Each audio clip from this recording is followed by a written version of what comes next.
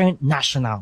Grabe, the former team and the new team Yes. ay nagkasubukan. Ang dating bahay ni na Raymond, ni na Range ay susubukan naman nila si Clad na dati ding Hive at kumbaga nagkabaliktad ata ito. Dalawang kupunan natin, pero tingnan natin dito, Tony, kaya medyo lugi ang pwestuhan dito nating MSI, pero makikita natin dito si Range, Sandy and Raymond. Binubulabog dito ang buhay dito ni na Clad, pero makakapasok ng bahagya yung ating MSI. Nag-reload si Raymond sa open, at ayun na nga guys, Raymond will be knocked down, Sandy will be knocked down. Ibig sabihin dito si paring Range na lamang dito matitira. 1v3 situation, this is it, pansit na nga ba for our MSI. Eto na, pero makakuha na dito si Range. Ito, another one. Kapag pakaya dito si Clad. Isang buhay dito. Another knockdown. Coming from Range. Ibig sabihin dito, 1v1 situation.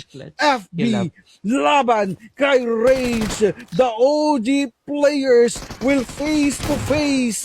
Ito, tingnan natin dito, FB and Range. Sinong mas matibay? Sinong mas masakit ang tutok? Ito na ang pambulag dito ni Range. Pero Molotov, ang susubukan niyang i-throw dito coming from to the location of FB, pero nagkasubukan UMP laban sa shotgun mahaba, pero napuruan dito si FB. Tingnan natin guys, pareho nagkakasayawan ng Chacha Buracha, sino mas lamang? Parehong nagkakasubukan. Uy, pareho nagkabunutan. Ito, grabe naman to, talagang pinapakita tayo ng bakbakan. Range and FB, parehong margaling sumayaw ng Chacha Buracha. Ito na, sayawan yung bilog nakikisama pa. Ito na, Range, unfortunately, FB ang kukuha.